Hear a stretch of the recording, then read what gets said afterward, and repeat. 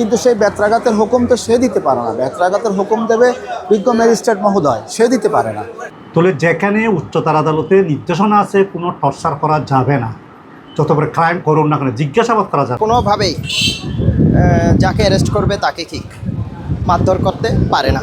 তুমি যেটা দেখেছি চকুরের একটা বিষয়, এটা যেহেতু একটা পুলিশের এটা একটা পিআরবি বলে একটা পুলিশ রেগুলেশন ল আছে একটা, তো একটা ল যেহেতু ভায়োলেশন করেছে তাৎক্ষণিক প্রত্যাহার করা হয়েছে। তো আমরা যদি সবাই আইনটা হাতে নিয়ে নিই তো আইন শৃঙ্খলতা থাকবে না। বাংলাদেশের যে কোনো নাগরিক সুরক্ষার আইন আছে, সিভিল ল আছে, তো আলাদা আলাদাভাবে পুলিশের একটা সেল আছে, ওদের যদি কোনো কেউ অপরাধ করে কেউ আইনের ঊর্ধ্বে না। এখন আমাদের একটা ফাংশন, সেটা হচ্ছে পুলিশের ফাংশনটা কি? পুলিশের ফাংশন হচ্ছে যে কোনো অপরাধীকে গ্রেপ্তার করে আইনের মধ্যে বলা আছে ফৌজদারি কার্যবিধি 24 আওয়ার্সের মধ্যেই কোর্টে তাকে আসতে হবে।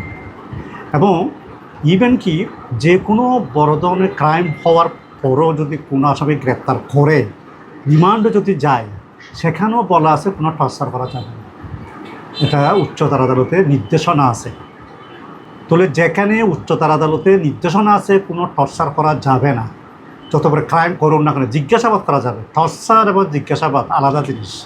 তো সেই জায়গায় যদি কেউ গ্রেপ্তার করার সময় যদি কেউ আঘাত করে বা আহত করে বা টর্চার করে, এটা আইন বহির্গত।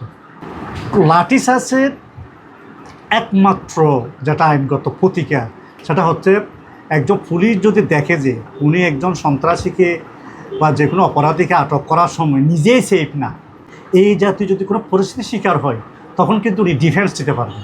পুলিশ শান্তি শৃঙ্খলা রক্ষা করার জন্য, মানুষের সম্পদ রক্ষার জন্য জ্বালাও পোড়াও করা অবস্থায় যদি কাউকে দেখে বা পায় তখন সেখানে সে হয়তো তার নিয়ম, তার ক্ষমতার ভিতরে সে যতখানি সম্ভব সেটা থেকে বিরত রাখার জন্য পাবলিককে সে ততটুকু সেখানে হস্তক্ষেপ করতে পারে। এবং একজন মানুষকে তার উদ্ধার করতে হবে, গ্রেফতার করতে হবে, সেখানেও সে তার আইনগত ক্ষমতা সে প্রয়োগ করতে পারে। কিন্তু একজন ভিকটিমকে উদ্ধার করতে গিয়ে সেখানে অবস্থানরত সে নারী হোক পুরুষ হোক একজন মানুষকে ইচ্ছামতো ধুলাই করা বা ইচ্ছামতো মারপিট করা, ইচ্ছামতো তাকে মারধর করা, এটা কিন্তু তার আইন তাকে সমর্থন করে না। দণ্ডবিধিতে আইনের যে সর্বশেষ যে শাস্তি, সেই বেত্রাঘাত, সেটাও কিন্তু আমাদের আইনে আছে, নাই সেটা না। কিন্তু সেই বেত্রাঘাতের হুকুম তো সে দিতে পারে না। বেত্রাঘাতের হুকুম দেবে বিজ্ঞ ম্যাজিস্ট্রেট মহোদয়, সে দিতে পারে না। ফৌজদারি কার্যবিধির 46 ধারায় পুলিশ কিভাবে কাউকে অ্যারেস্ট করবে এ সংক্রান্ত বিধিবিধান বলা আছে।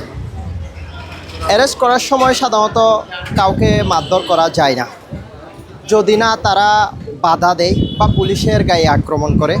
এছাড়া কোনোভাবেই যাকে অ্যারেস্ট করবে তাকে কি মারধর করতে পারে না।